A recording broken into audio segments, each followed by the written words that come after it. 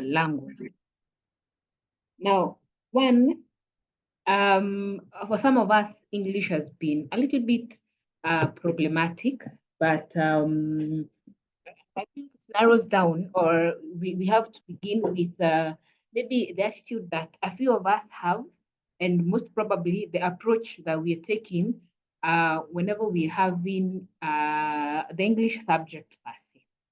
So one, I have always advised that because we all know that we tackle English under three dimensions, and we have three papers for the English subject. And one of the things I know for majority of us, we are not yet very perfect in paper three. So what I've always advised, or what I always urge us, is to ensure that we are exemptionally very good in paper one and paper two. Now, if we are almost perfect in paper one and paper two, then paper three with more practice here and there, then we will get to the A mark. But before we get there, we need to ensure that our paper one is very perfect.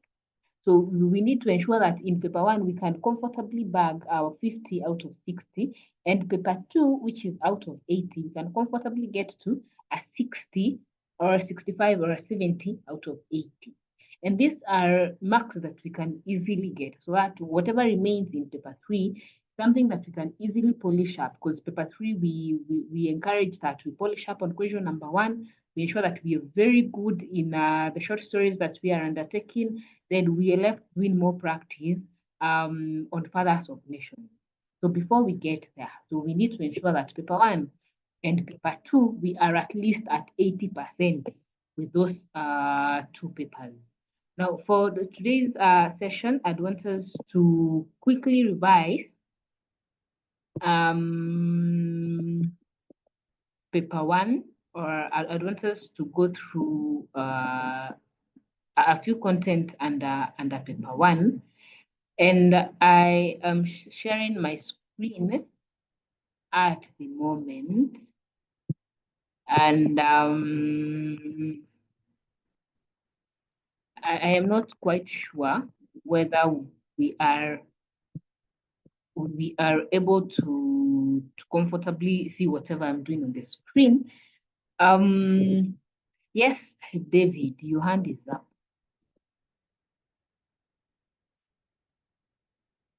David?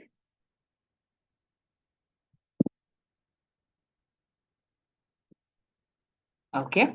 Now, whatever we are having is a paper that was done. It was a joint exam that was done by KASU towards the end of the term, and we have question number one. I am hoping that everyone can comfortably and clearly see whatever I am sharing. Question number one, of course, it is always a function writing question worth 20 marks. It reads that imagine that you are the council member in charge of health and sanitation in your school. A number of students in the school have complained of severe stomach aches. The principal has appointed you the chair to a committee of 4 members that is meant to investigate the likely causes of the stomach aches and come up with recommendations to curb the problem. Your investigation should focus on the kitchen, water, and general cleanliness around the school. You are therefore expected to submit the report in a week's time. So write the report you would submit to the principal. Now, if we were to tackle this, because I'd want us to tackle this particular question together. So if I was to comfortably go through this, so I'd want us to split this question into the 3 dimensions of marking, because one of the goals that I have is to ensure that from wherever you are, you can comfortably mark any paper one question the way the council does it. And the only way to do that is when we can comfortably do it with you. Yes, Ronnie. Ronnie, your hand was up. Okay. Now with that, the three dimensions, I'd want us to split this question and how we're going to mark it. We're going to mark this question, or we're going to tackle this question under one, the format. How do we mark it under the format? How do we tackle and mark it under the content? And how will we award the third dimension, which is the language mark? Now, if we can comfortably get this, then we can comfortably write and present the function writing or the report that has been presented, that has been presented to us. Now, if you had this paper in an exam setting, there are items that I would automatically want you to underline. So item number one, you are to underline or you are to highlight that you are a council member and you are in charge of health and sanitation in your school. So if possible, you can note that down. That number one, you are a council member in charge of health and sanitation in your school. Then the other aspect that you need to underline or the other aspect that you need to note is the problem itself. And the problem is the complaint of students having severe stomach. So you need to underline that second line, that students have complained of severe stomach aches. So that is the issue that we are to tackle in our report. Then the other one, the principal has appointed you the chair to a committee of 4 members. We also need to underline who commissioned or who is seeking for or who is requesting for a report. That is the principal. So you have to underline the principal. Then you also need to underline that the committee consists of 4 members. So under introduction, where you're supposed to write the committee members, we only expect you to only have 4 members and you being the chairperson. Then you are to investigate the causes. So you also need to underline that. You are investigating the causes and you come up with the recommendation to curb the problem. And they said that the problem is the severe stomach aches. Then you've been told that you need to focus on the kitchen. So you need to underline that or to know that you're focusing on the kitchen, the water, and the general cleanliness around the school. Then you also need to note the period that you have been given before you submit the report, and you've been told that you are expected to submit the report in a week's time. Therefore, you're told to write the report that you are to submit.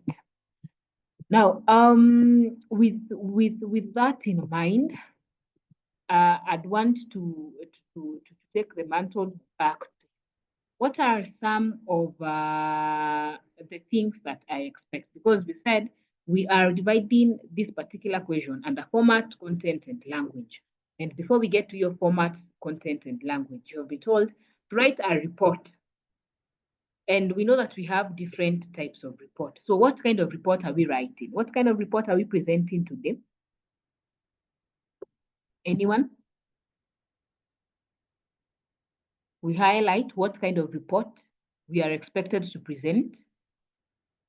Yes, Victor Baraka. Investigative report. Very good. So we are expected to present an investigative report. For those of us that have forgotten the different types of reports, we have newspaper reports, we have confidential or recommendation letters, and we also have now the investigative report, and that is what we are to be, and that is what we are tackling today. Now, and we begin writing this. So under the format for this particular question, we're going to award it 4 marks.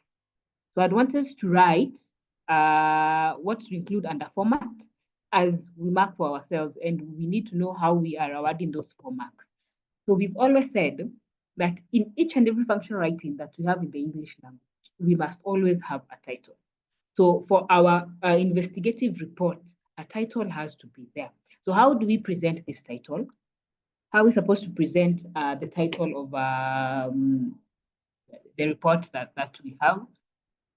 Let me reshare the question so that we're able to come up with a title that makes sense.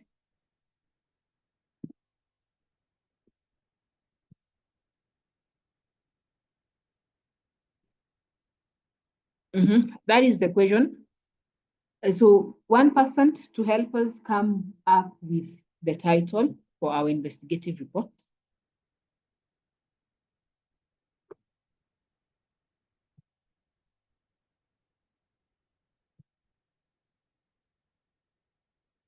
Anyone to help us come with to help us come up with a title?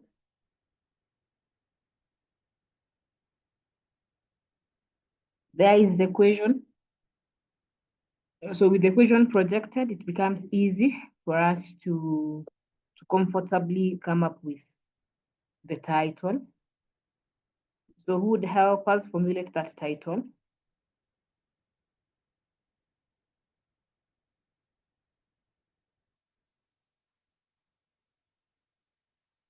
Anyone? Hands up.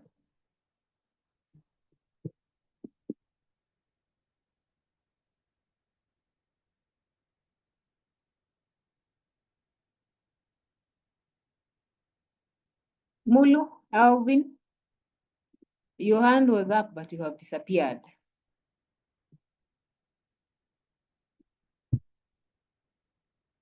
Yes, this is female. How would we come up with that title? I'm telling you, you're not audible. Sorry. And am I audible right now? Yes. Okay. Thank you. Now, I was saying that we need to come up with a title for our report. So therefore, was asking with whatever I had shared with you on the screen. How would we formulate our title with this question now in mind?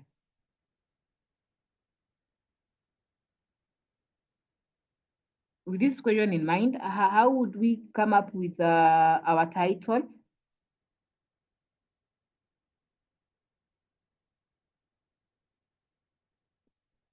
Yes, as the day.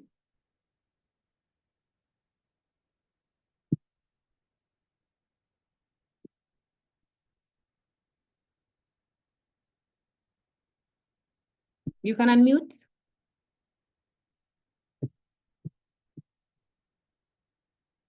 Kalema.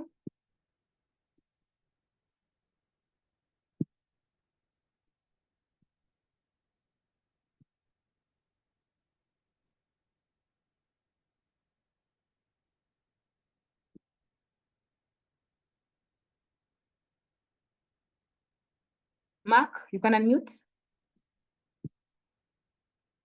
A report on the causes of stomachaches in BD High School on 3rd February 2025. A report on, thank you. So you need to always begin with the word a report. So a report on, then you present the issue that has been presented, and that is a report on a report on the complaints of severe stomachaches by students of, then you must specify the exact or the name of the high school it has to be presented. Then you give us the date given. So the word a format, not format, the word a report on gives you half a mark. Then the other bit will give you a report on how when you highlight the issue, then you therefore get or you're in a position to garner the other half. So immediately after the title, what comes in next? Because we are now formulating the format. After the title, what should come in next? Yes, Mark. You can unmute. Introduction. Introduction comes in second. So the mere mention of the word introduction gives you the other half a mark. So immediately after introduction, what comes in next? Because we are basically tackling the format first. So after introduction, what is supposed to come in next?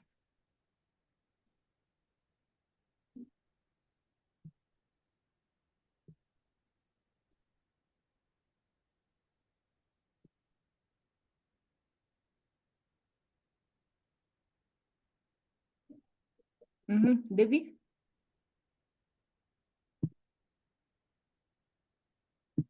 David, you can unmute.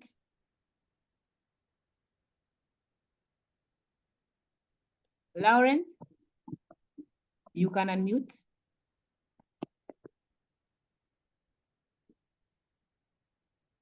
The methods of collecting data. The methods of data collection, that gives you the other half a mark. What comes in next after methods of data collection?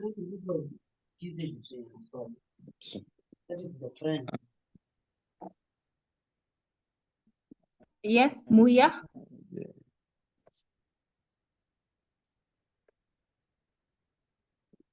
The results, what you obtained from the data. What name do we give to what subtopic do we give to that?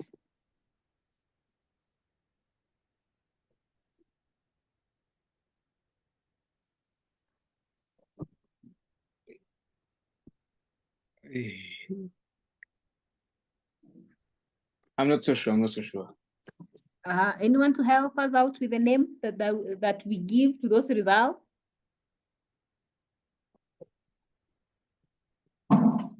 Katie, where are you? Munene, Anilov.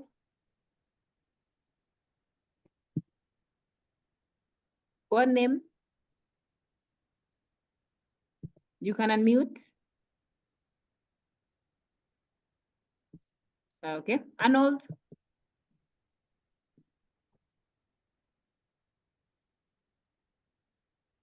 When you say findings? Yes, findings. Findings is the word. So the fourth parameter will be findings. That gives you the other half. Then what comes in immediately after findings?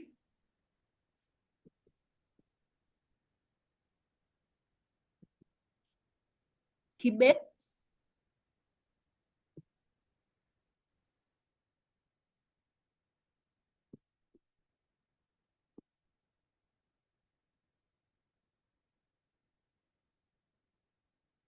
Alvin, you can unmute.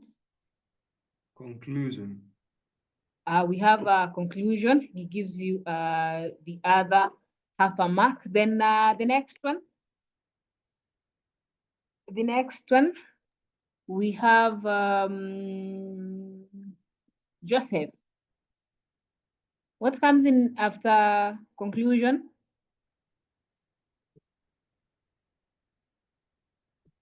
Caleb?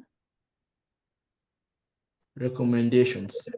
I have very good recommendations. Be very keen with the spelling of the word recommendation. So recommendation gives you the other half a mark. Then lastly, which is the very last aspect that we focus on, writing an investigative report. When is the translate? Yes, Mark. Signing off. The signing off towards the very end. So that is it under the format. Now we need to fill, because the format is basically the skeleton of our report. The next bit, we need to fill it in with now the content. And content for our case will be carries 10 marks. So it is important that we are in a position to comfortably bag this 10 marks. So if we get back to, okay, we had already dealt with the title. If we get back to introduction for our case today, introduction, we're going to give it 2 marks. So under content introduction, there are those items that must always appear or must always be be under introduction. So what are some of them? Patrick, your hand is up.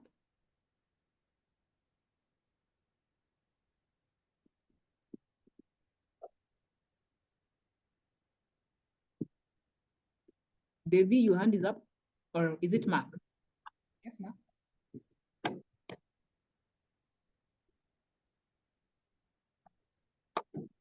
Mark?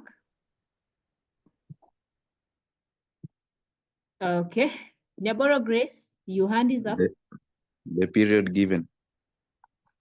One, under the introduction, you must mention who commissioned, before we get to the period given, you must mention who commissioned that particular investigation. And for our case, it was the principal.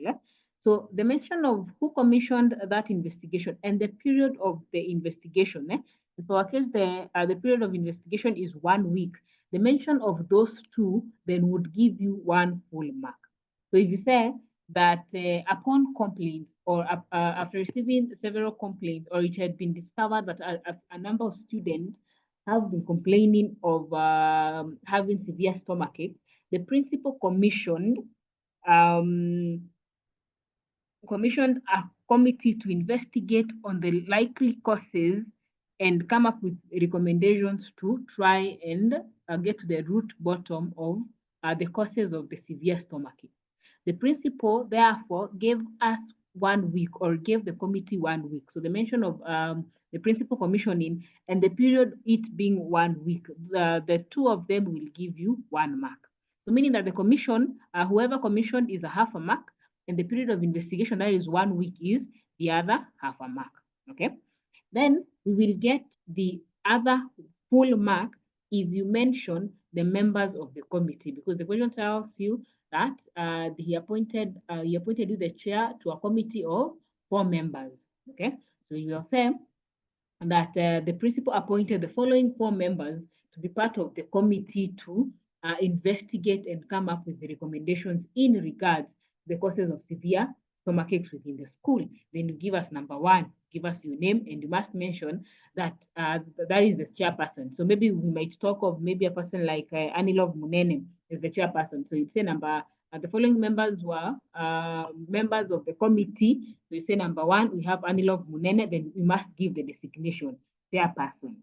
The second one is maybe Nyaboro Grace, that is a member. The third one is maybe Marco Tieno, and give us. Then the fourth one is maybe a person by the name Alvin Mulu, for example, or Elvin Mulu, for example. Then you just leave it open, or you can say that that is a member.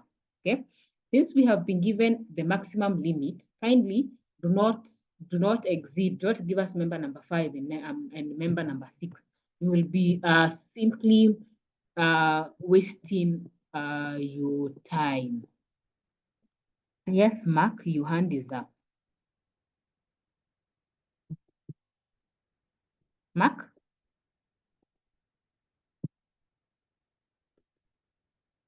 Okay. So then that is introduction. Then the second bit is the methods of data collection. So I see there's a person called Mrasta. Your hand is up. I would recommend that you change your name to a name that we can relate with, so that we interact with you. Then the second one is methods of data collection. Methods of data collection, we gave it 1 mark, and majority of us miss it out here. So we've always said, ensure that you give us at least 3 methods of data collection, so that if we are to mark your work and we were to mark any 2, so we're going to pick any of the 2 methods of data collection that you have clearly presented and that you have comfortably and correctly presented. Yes, Devi. Devi, you can unmute, your hand is up.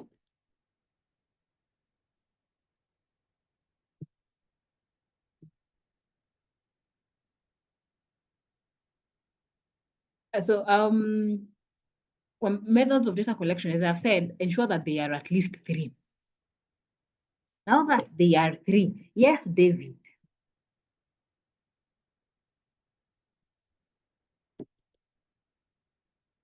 David, you can unmute. Mark? How do you explain a method of data collection?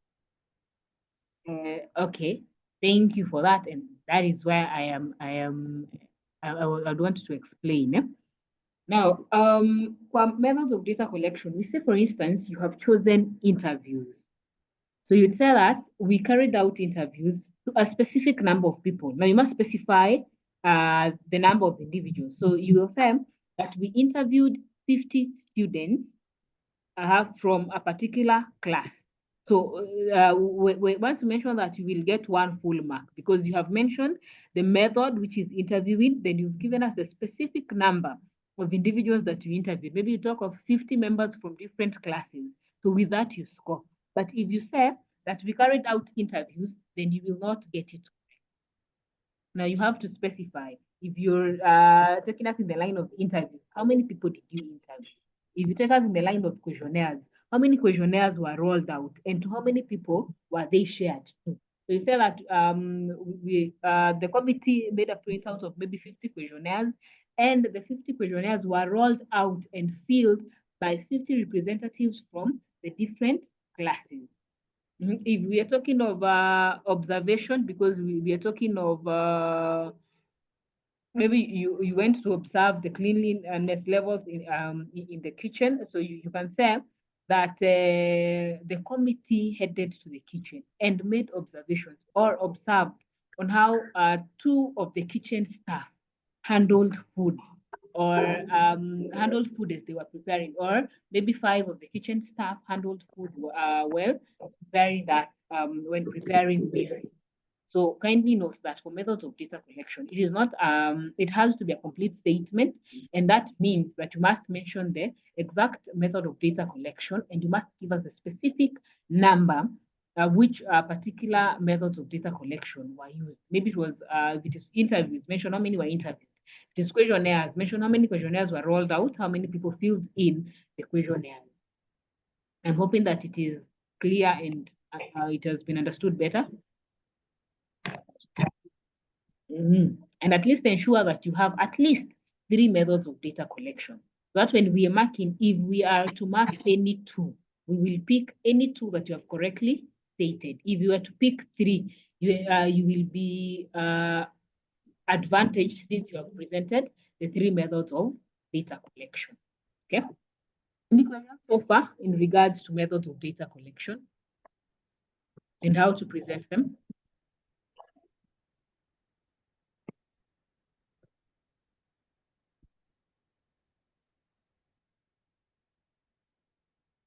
Okay, then the next one is findings.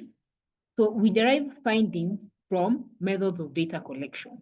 Now that you are in the field, you have seen how things have been done. You have interviewed individuals. You have people have filled in questionnaires. Then what have you found out? That is what you present under findings.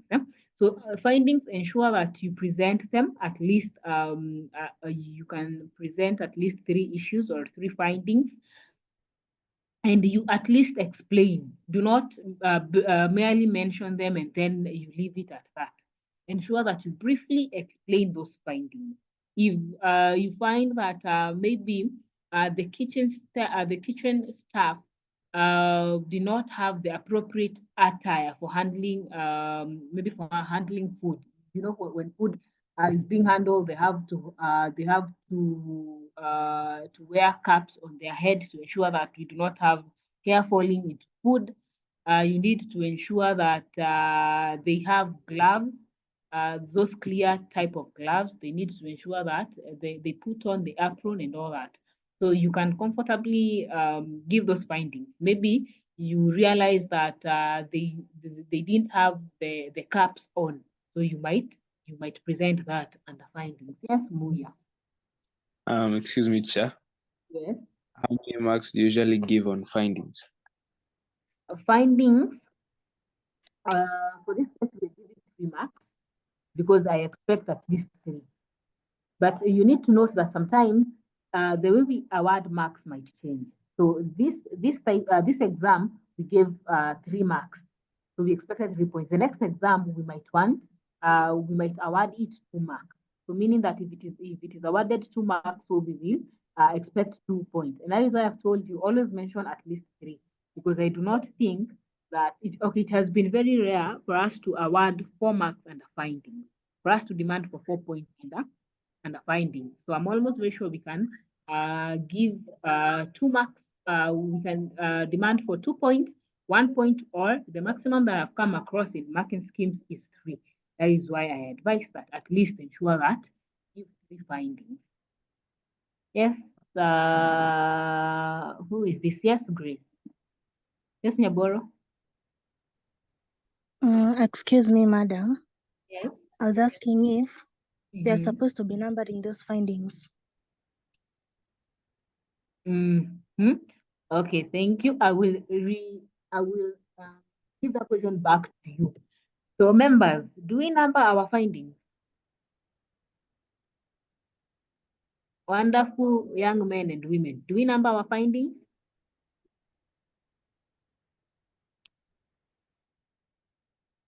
Do we?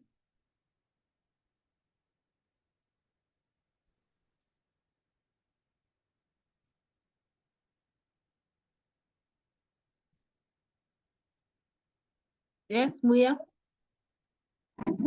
I don't think we should number them. How should we present them?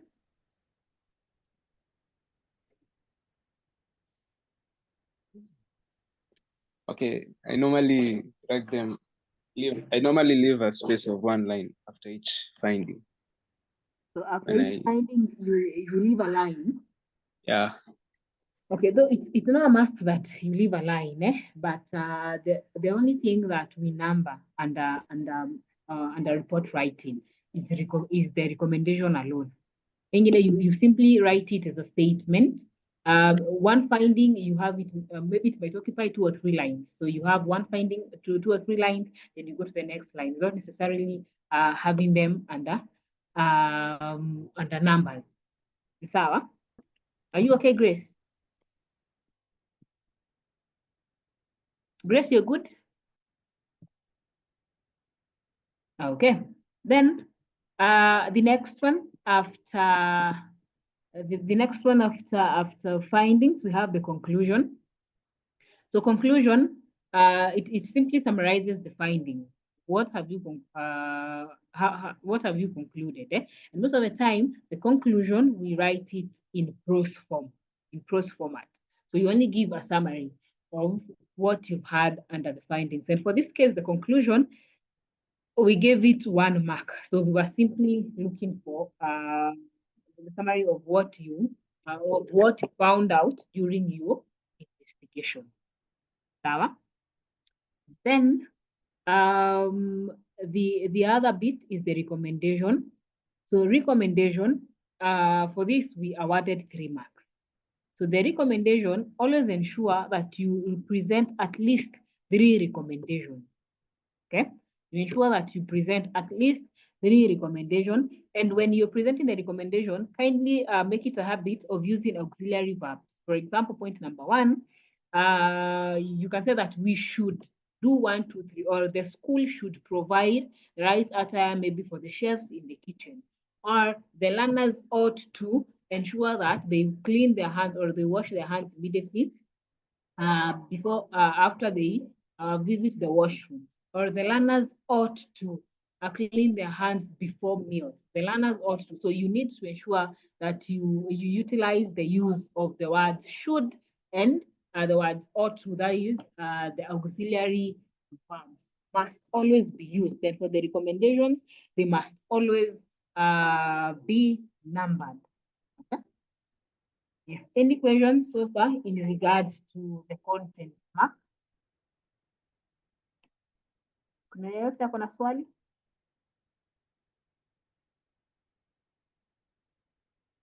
Yes, Marianne.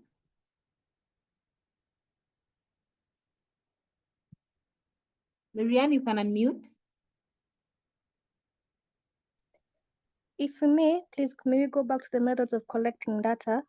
Would we Okay. say that it is appropriate to use questionnaires in this question? Sorry, your question is if it would be appropriate for us to fill in questionnaires.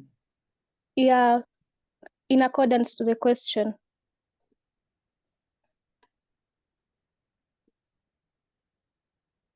You can still use questionnaires.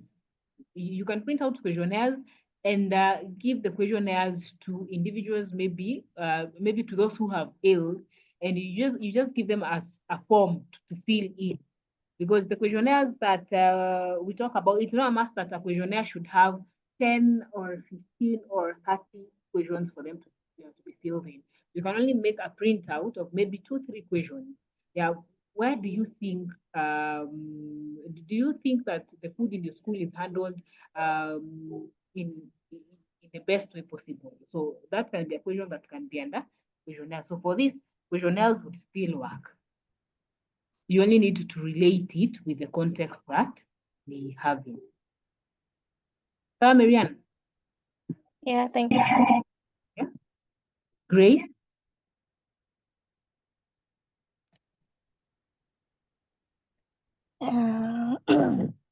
Is there any Sorry. relationship between conclusion and recommendations? Pardon? Is there any relationship between conclusion and recommendation? Okay. They are related. Okay, the last three aspects, the findings, the conclusion, and the recommendations, they are always related. Because remember, the conclusion, we derive conclusions from findings. And the recommendations, we are going to give our recommendation in regards to what was found out. So the last three aspects, that is the findings, the conclusion, and the recommendation, in a way or two, they have a correlation. Sawa?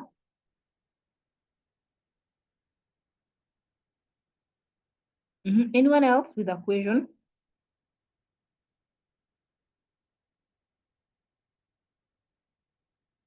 Now, the language map, we said that for the question that we have at hand, we had the language map, we gave that 6 marks. So I'm almost very sure majority of us would either get a 4 or a 5. So I will read for you how we distribute these marks. And it is important that we get it, because once we get to term 2 after half term, we will be making these marking schemes ourselves. So it is important that you have this information. So for a person who was awarded 6 out of 6 under language, it simply means that they have ease in communication with merit items throughout the whole composition, and they have a definite spark. I'm almost very sure when we were being taught on how we award marks under composition writing, I'm almost very sure we said that a person who is awarded a 19 out of 20 in imaginative composition and 20 out of 20, it is a person who has a definite spark. So the same applies. For a person who has 6 out of 6, they have a definite spark. They have included the use of vocabulary here and there. They have used the correct language for investigative report. They have used words. They have used the right register for this kind of report.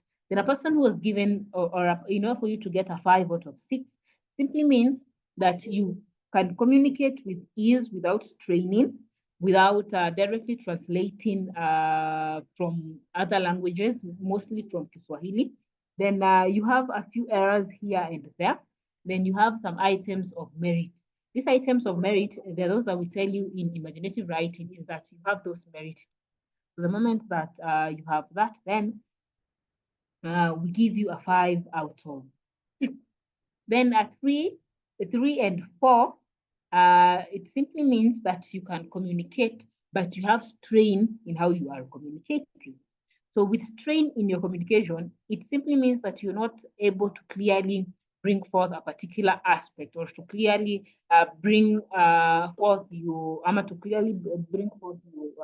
point. Then you have a number of mistakes, mostly when it comes to tense, punctuation, and spellings. You have then you have a few broken parts that affect the flow of thought. Then a person who was given 1 out of 6 and 2 out of 6, of which I'm almost very sure majority of us are not at that point, is one, you're not able to communicate. You have all manner of errors, beginning from tense. You do not use the correct tense. Your punctuation is wrong. Your spelling is wrong. You have the interference of mother tongue. That is you you are translating, your language has been translated from mother tongue. I believe that majority of us are at 4 and 5. And I'm almost very sure, or I'd want us to strive to move from 4 and 5 and comfortably move to 6 out of 6 in functional writing. Because I'm almost very sure in paper 1, question number 1, this question number 1 is a question that you can comfortably get a 20 out of 20 without strain. It's something that people have done. So people have achieved in the past. So I'm almost very sure that we can also achieve it. Yes, Lauren? So in this case, how clean your work is does not really matter. No, how clean your work is, we actually do not consider that. We don't also consider handwriting. Though it goes without saying that please have a neat handwriting in order for me to, in order for you to encourage me to read your work. So we don't check whether you've cancelled your work too much. We kind of ignore that, but ensure that your work is neat and your work is you ensure that your work is neat and your work is legible. Okay. Okay. Yes. Anyone else? Yes, Victor.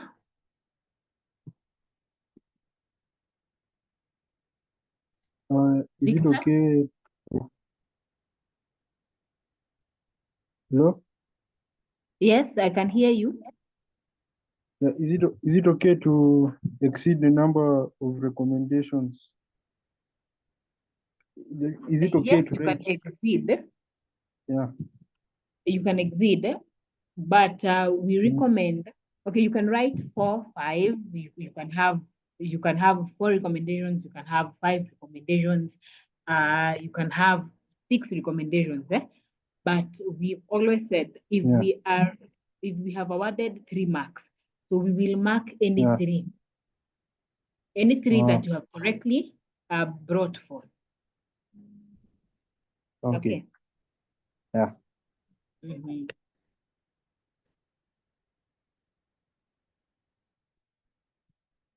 Muia, you have another question?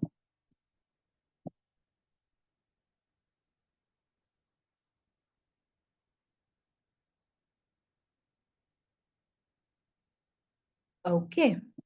From there, I am hoping that moving forth, we will embrace paper 1, and specifically, we will comfortably get a 20 out of 20. It's something that is doable, guys. And it is the only way that we can ensure that we get A's.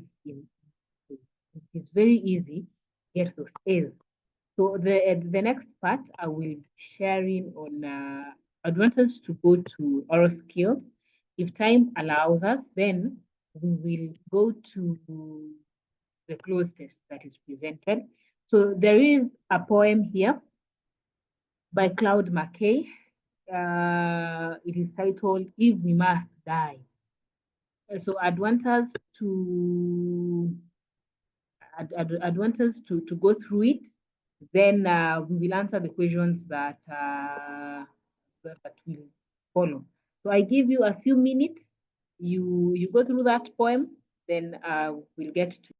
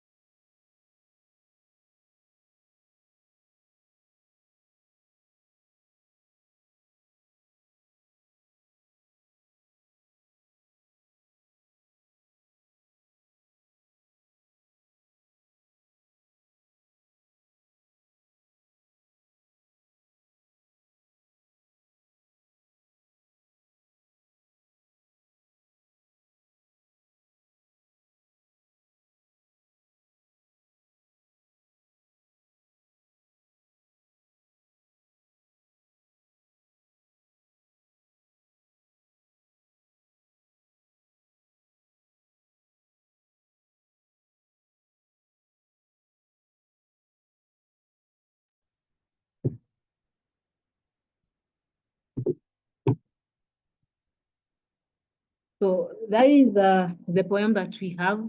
I'm almost very sure that the majority of us have interacted with this particular poem. I think we've tested it or we have used it in our class teaching. If We Must Die by Claude Marquez. So allow me to request who will read this for us? Who is going to read this for us? We have yes, this is Ebenezer. Oh, let me see. Monda, you can unmute. Sorry, you can unmute. Yes. If we must die, let it not be like hogs, hunted and penned in an inglorious spot, while round us back the mad and hungry dogs, making their mock out accursed lot. If we must die, oh let us nobly die, so that our precious blood may not be shed in vain. Then even the monster we defy shall be constrained to honor us as though dead. O kinsmen, we must meet our common foe, though far outnumbered. Let us show us brave, and for their 1,000 blows deal one death blow. What though before us lie the open grave? Like men we'll face the murderer's cowardly pack, pressed to the wall, dying but fighting back. Thank you. So we have that. So I'd always advise when you're reading through this poem, ensure that as you read through, ensure that you identify those sound patterns so that it becomes easier when it comes to answering those questions. If, for instance, what sound patterns do we have in line 1? What sound patterns are present in line 1? Arnold, your hand is up. There is consonants. There is this part of we must die, let it not, that T at the end of must and T at the word it. Now, if we are to pick consonants in this first line, we have if we must die, let it not be like hogs.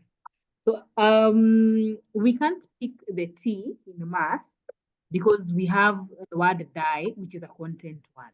Okay, so we will underline the T in let, the T in it, and the T in not.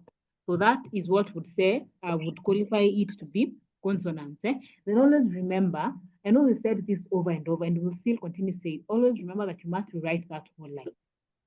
Please let us not be too lazy, or let us not assume that I will, when you write for me, let it not, that I will know where it is from. Kindly make it a habit of ensuring that you rewrite the whole line.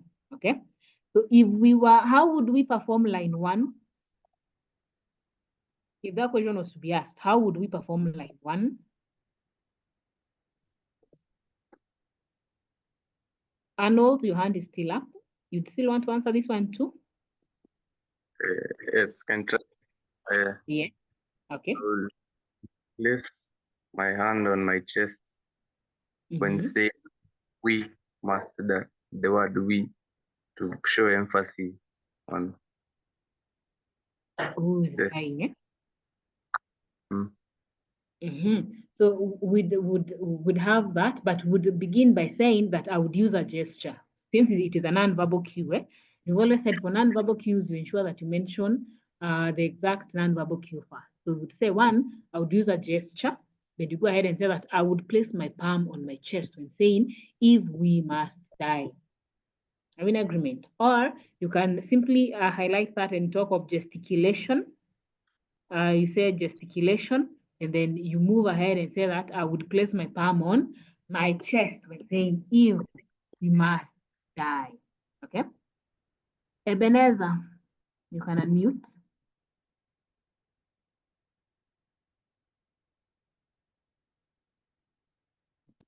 I had a question. Yes. Yes, on the next part, which is a verbal cue. Okay. So, for example, in this line, we have die and hogs, which are the content words. Now, sometimes there's a way that when we put the answer, it's a right answer. There is a way when we put it, it's a wrong answer. So, which one? How should we put the answer? How are we putting this answer, Ebenezer?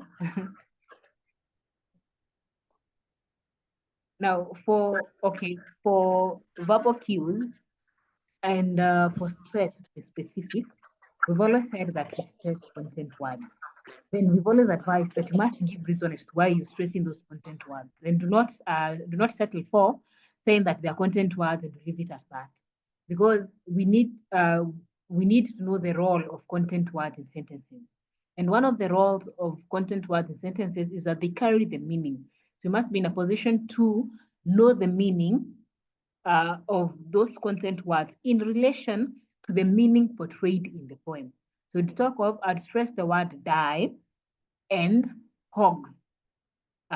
Then what is the meaning of dying and hogs? It is a matter of the meaning of the particular sentence is the persona is insisting that they do not want to die like people things that are invaluable.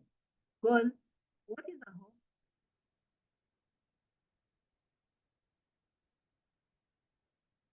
A hog is a domesticated pig, you know. So you said that I would stress the word die and hog to simply show that the persona says that even if, or the persona insists that if they must die, they will not die a disgraceful death, like the domesticated pig, or like something that is worthless. You know, you try to relate the content words that you have in relation to what is the meaning of that line. I don't know if you've understood. Ebenezer, umeelewa?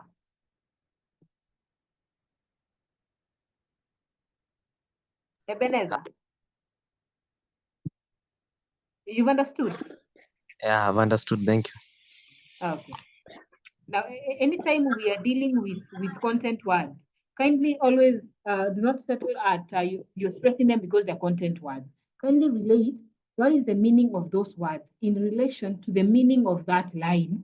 Then the meaning of that line is still in relation with the meaning of the whole poem. So you ask yourself, or maybe you can simply ask yourself in Swahili or whatever language you can simply understand.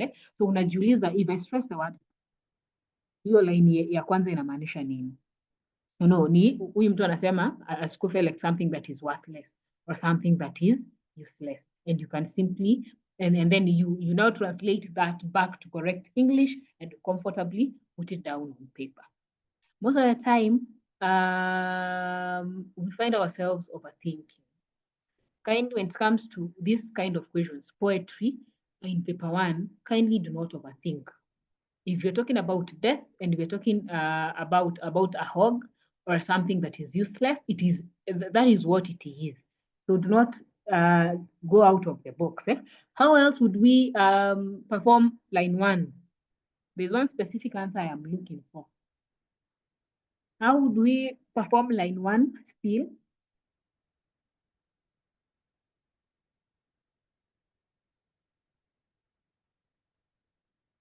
Quincy, you can unmute. Okay. For me, I see there's some small, okay, kuna hyphen hapo. So to put in the dramatic pause. Very good, because we have a hyphen, then automatically we're going to have a dramatic pause. The dramatic pause is a verbal cue. So it's saying that I would use a dramatic pause. I would pause after saying the word die. Then why do we use dramatic pauses? What are the importances of dramatic pause? Anyone? Mulu?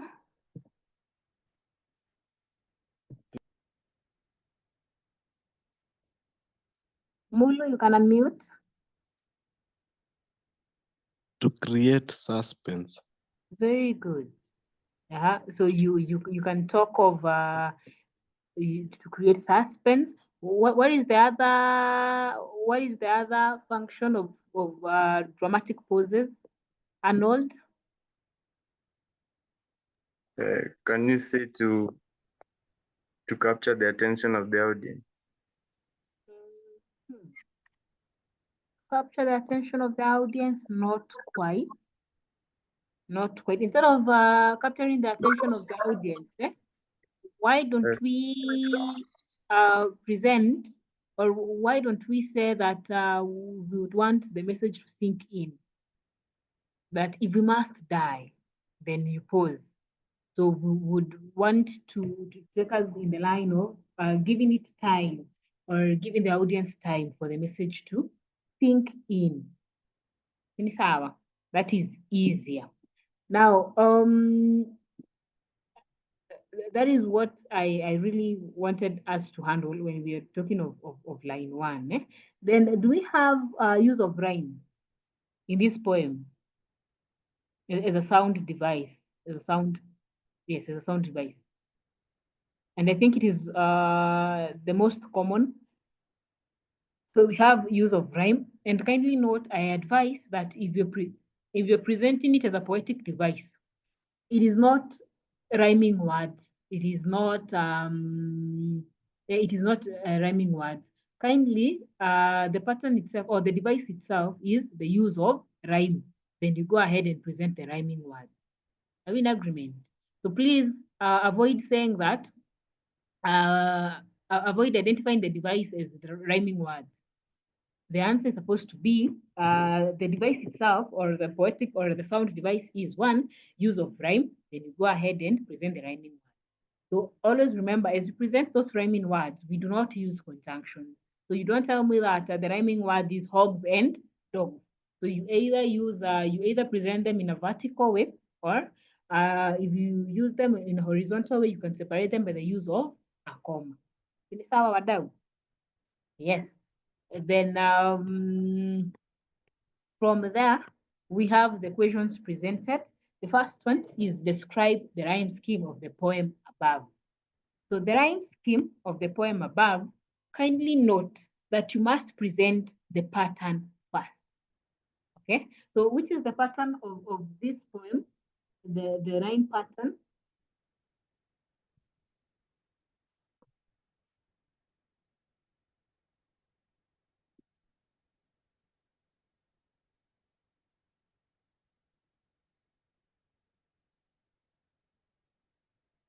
Yes, 25-203.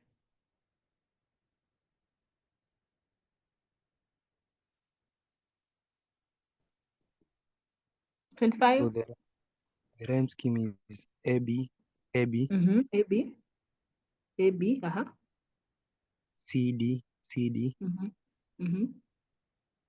EF, EF, and then GG.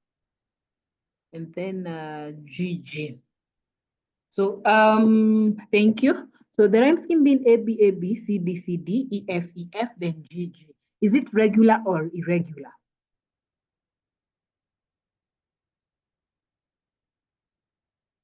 Aldo? I think it's a regular rhyme scheme. It is a regular rhyme scheme.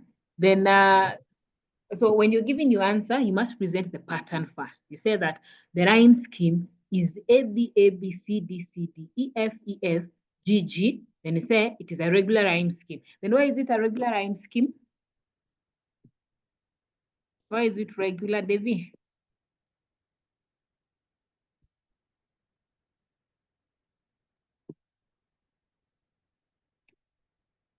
Devi? Alvin? This because there is flow in the poem, or it contains musicality. It contains musicality, yeah? So what are the functions of a regular rhyme scheme apart from enhancing musicality? Yes, Clement? enhances memorability. Enhances memorability. Good. Anyone else? Alvin?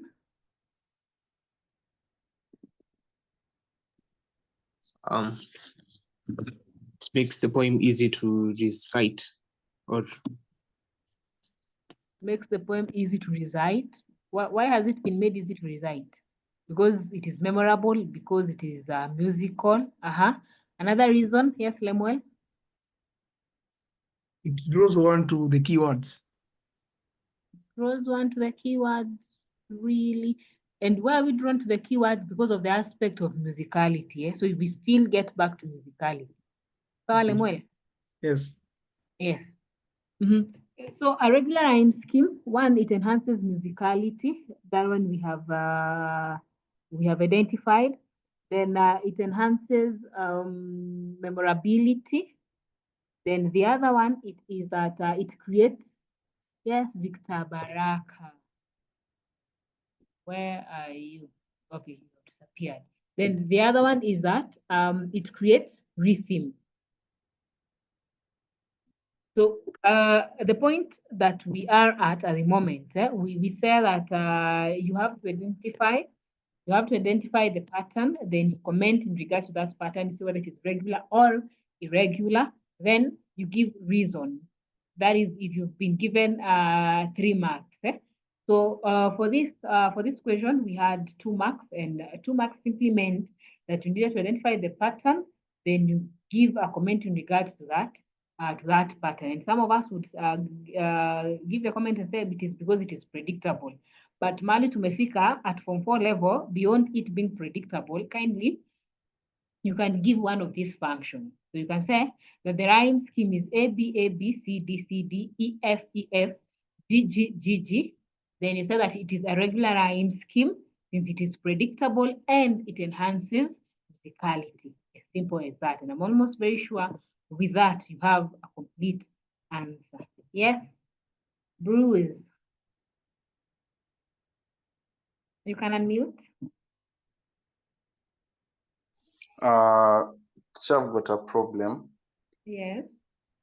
I find it hard to determine how a rhyme scheme is regular or irregular. We were told a regular rhyme scheme, it's going to be predictable. On that point, I never get it really. Are you predicting the letters in the sound pattern, or are you predicting are you going to be predicting the words that bring the rhyme? Okay, when we talk of predictability, you can be in a position to predict the next pattern. That is the next letter of the alphabet that might come in. But sometimes we can give you a poem that will not pick this A, B, C, D, C, D. So we can give you a poem whose rhyme scheme, and I think I'm going to send this way later. Sometimes you can be given a poem whose rhyme scheme is maybe A, B, then C, C, D, then E, E, F, then G, H. So maybe we have a poem whose pattern is something like, if you have somewhere to write, kindly note this. So if you have a poem whose pattern is A, B, C, C, D, E, E, then F, G, H. You've written it somewhere? Yeah. Now, if you have such a pattern, would you say if it is, would you say whether it is regular or irregular? Okay, you said on predicting, you'd look at whether you can find the next letter. So with that, I think it will be regular. For this, it will be regular, since you can simply predict, and the better part of this pattern is predictable. The better part of it, because we have A, then it's broken by one different alphabet, then we have 2 similar ones, then it's broken by one different one, then we have 2 similar ones. Then, so we can easily say that the better part of this pattern is predictable. So therefore, we'll go without say that this the pattern that we have, or our rhyme scheme, will be a regular rhyme scheme. So, sometimes, yes. So this has been, this I think was last tested in 2015 or something that we did discourage it. Sometimes you can be given a pattern that is like A, B, C, D, E, F, G, H. Then we ask you, is this a regular rhyme scheme or an irregular rhyme scheme? So the pattern is A, B, C, D, E, F, G, H. Is it regular or irregular? It's regular. So when you look at the predictability bit, it is a regular rhyme scheme, right? Yes. But then we narrow down to what are the functions of a regular rhyme scheme. Well, what did we say are the functions of regular rhyme scheme? A regular rhyme scheme has to enhance musicality, has to enhance memorability, has to create rhythm. So with A, B, C, D, E, F, G, H, do we have words that will create rhythm really? No. No. Okay. Now, with that in No. mind, is the only one that is predictable, but we say that this pattern is irregular. And the reason that we give for it being irregular is that it lacks or it does not create rhythm. Though we shy off from testing it since it does not meet the threshold. So, Okay. but for these Yeah. others, they will be quite clear. Pattern will be clear, and you can comfortably breathe. Ebenezer, your hand is up. You can unmute. Yeah. So, Cha, on whatever you said, just to confirm, for example, our poem, the rhyme scheme after reaching GG continues with H. Sorry? Yes. After the GG part, we have the HH, like we continue with HH. So we can either continue with HH, or we can go to HE, then HE, and F. After F, So it, so we can either go the GGHH way, or we can go GGHEH, not HE, or HIHIB. But so long as the better part of that pattern, all the way up to EFEF, the whole of that is regular. No. So we conclude that is a regular rhyme. So we cannot disqualify it because we've had an introduction of GG. Thank you. You're welcome. Anyone else with a question? So the very first question, poetry, and that is under rhyme scheme, be it 2 marks, 3 marks, or 4 marks, those should be 3 marks that we need to ensure that we bag. Yes, Miles?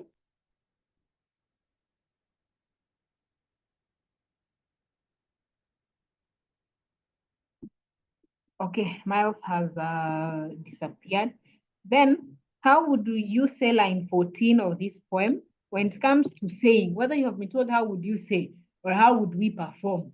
So you must always present the verbal cue and the non-verbal, because the moment you say, in a way or two, you also incorporate the use of non-verbal cue. Are we in agreement?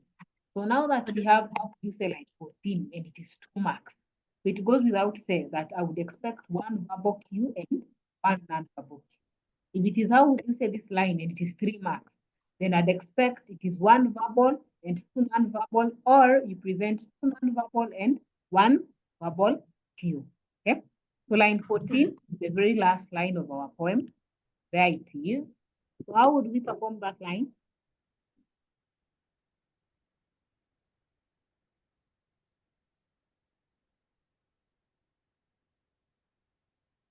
Yes, Smile. Okay. Yes, Clement. I would say it with a falling intonation, show finality. Very good. Anytime you're given that last line, and we say that you can't get anything else, as in your mind has blocked, allow me to use that kind of English. Wakati akili yako imeblock and you can't remember anything else, kindly ensure that if it is the very last line, go for that one. That I would use a falling intonation to indicate what? Finality. So that is one way of saying that poem. How else would we say it?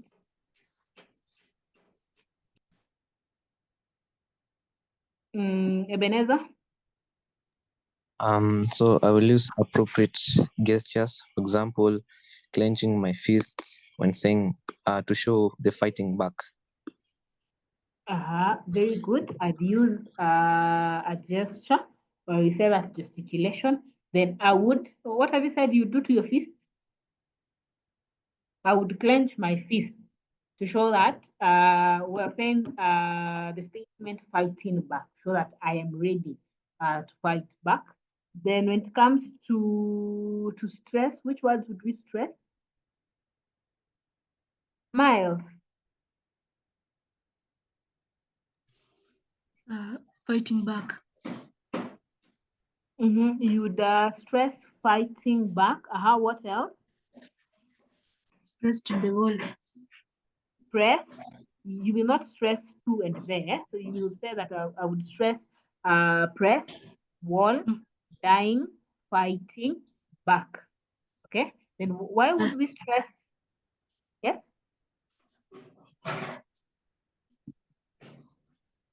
Why would we stress those 5?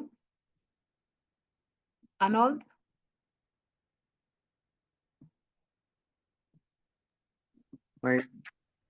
Mine was a question. So Yes, please. when you're asked about that stress, if it's allowed that you say one of the words that should be stressed, or if there are many or a few, several words, you're supposed to state all the words that will be stressed. Okay. Kindly ensure that you highlight all the words that can be stressed, because sometimes marking is diverse. This year, they might mark and say that we are only going to pick 3 of the words that will be stressed. Next year, they might say that they are looking for all of the words. So, because we are training, it is a training ground, make it a habit of ensuring that you highlight all of the words. So that towards the very end, you'd be very comfortable in trying to highlight any of those. That's okay. Thank you. Marianne? We would stress the words to show that they are content words. Okay, if you say that they are content words, you will get the mark on identifying the words. But now the reason is where you would not get it correct, since it is incomplete. So they're content words in Sawa, but what more about content words? So we are looking for that aspect. What is more to them being content words? Yes, Xavier.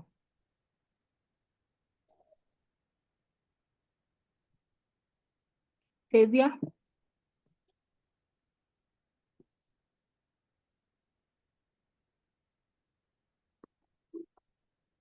John B? I will stress the word pressed, dying, and fighting back to indicate the act of not giving up but fighting back. Very good. So I would stress the words pressed, wall, dying, fighting, and back.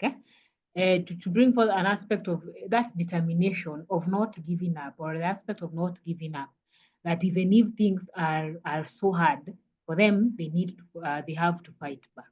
So you simply ask yourself, what is the meaning of that line? And if you're able to get the meaning of that line in relation to the meaning of the poem, then you'd comfortably get the meaning of, you'd comfortably know why we are stressing those content words. Because we stress content words because they carry the meaning of a line. You need to understand a particular line in order for you to correctly give that as a noun. Yes, Mark. Why have you stressed the word back? It is not an adverb. Is back an adverb?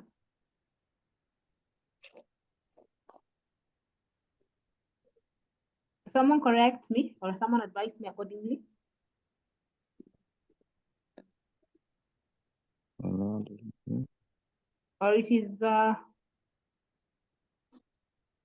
okay, hapa imetumika kama adverb ama imetumika kama Preposition. No, it is an adverb of manner. In this case, because back can be used as an adverb, it can be used as a preposition, depending on the context. And for our case, the context that it has been used here, it has been used as an adverb, fighting back. Because it is modifying the verb fighting.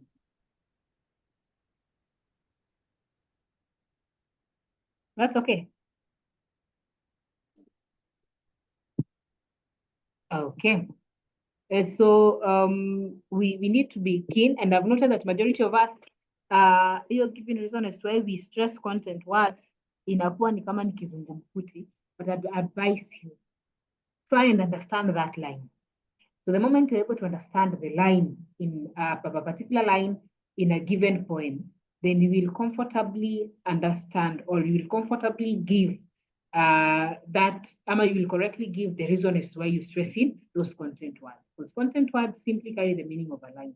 So if you read a line and you're able to get that meaning, then that is the reason, or that meaning is the reason as to why we're stressing a particular line. Then, please, I get back to what I said earlier. Kindly do not overthink. It is the meaning is as it has been presented by the poet. So kindly ensure that you do not overly overthink it. Now, the third question, apart from rhyme, identify any other sound device used in the poem. I think we had identified in line 1, we had consonants. Then I'm almost very sure at basic course alliteration. Is there a line that has alliteration or assonance? Yes, Ebenezer. In the fourth line, we have alliteration and the making and mock. Very good. Making and mock. So you read the whole line, then you underline the M in making and the M in mock. Then, when it comes to sound devices, you can easily identify alliteration. You can easily identify consonants. You can easily identify use of rhyme. Now, that which is a little bit problematic is assonance. And I've always advised, kindly ensure that assonance is your last answer. Upeane assonance kama hujapata consonants na alliteration. Kama hujapata hizo mbili, then tutapeana assonance. Because assonance sometimes is a little bit complicated. Now, I don't know if you can remember your end of term exam, there is a question that told you to pick the odd one out, and you have been given the word sun, S-O-N, the word southern, S-O-U-T-H-E-R-N, the word onion, O-N-I-O-N, and the word text, T-A-X. And for that, we were simply looking at your capabilities of identifying vowel sounds. The odd one out for that was the word tax, because text, that is T-A-X, we pronounce it as text and not tax. For sun, it is sun. Southern, we do not pronounce it as southern. We do not have it as a diphthong, but we pronounce it as southern. So it is pronounced as an A. The OU is pronounced as an A. The onion, we do not pronounce it as onion, but we pronounce it as onion. So that simply tells us, for majority of us, we are not yet very comfortable with vowelic sounds. And since we are not very good with vowel sounds, kindly, we avoid the assonance as an answer. Kindly give alliteration and consonants and use of rhyme. You only bring in assonance when you're more than 100% sure. Okay? Then, since I see that time is almost up, there is a question that I am sharing on the screen. We have that. You have been told, never put off until tomorrow what you can do today. So for this, and you've been told to identify the genre above. This is a short form. So what specific short form is this? Never put off until tomorrow what you can do today. Victor Kibe.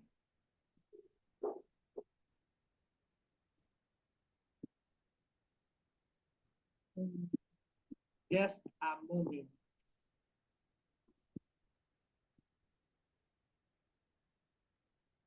Okay. Kindly have your hands up one more time. I think I've missed it. So never put off tomorrow and until what you can do today. So we have so the genre. Let me just give you the answer. The genre above is a proverb. That is a proverb. Kindly, when you're revising, now that we have this as a proverb, kindly go through all the short forms. So you give me the structure of a proverb. We know that a proverb has two parts. Kindly review that. So check the parts of a proverb, the two parts and why we have them. Give me the features of proverbs and the features of wise sayings, so that you are in a better position. We will have thoroughly revised that aspect. Then the functions of the different short forms that we have. So kindly ensure that you comfortably present that, or you go through that. Then I had seen several hands up, and now I cannot see them. Anyone with a question? Anyone? Yes, Grace. You can unmute.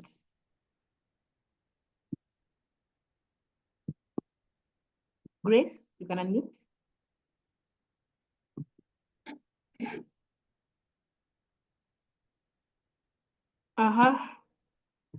We have a rich man here called Kimani. Kimani. Chair, Yes. what is the difference between a proverb and a wise saying? Now, the difference between a proverb and a wise saying is a structure. We have one feature that is distinct between the two. One, a proverb is static. It never changes its format. But a wise saying, we change its format depending on the context and depending on the community and depending on the language. Yes, Yes. For example, you can find different wise sayings in different communities, and they have been changed. They have been changed to fit in the customs and the ways of life of a particular community. But for proverbs, they are static. They do not change, regardless of the community, regardless of where they have been used, regardless of the age group. So that is the major difference between wise sayings and proverbs. Anyone else with a question? Ebenezer, as we call it a day. So Chair, on whatever you've said on proverbs and wise saying, Yes. For example, the proverb hard work pays. Let's say you find it in a text where it's written that we all know that when one puts in hard work, then there will be payment. So will you consider that a wise saying or still a proverb? No, that will not be a proverb since it has changed. You know, it has changed to fit in that particular context. So that one can't be a proverb. So proverb inastahili kubaki hard work based as it is, hivyo, without being changed its form. So when you use it in some other way, it now becomes a wise saying and ceases from being a proverb. Okay. Anyone else with a question? So thank you so much for your time and for your participation. I am hoping that we have learned quite something.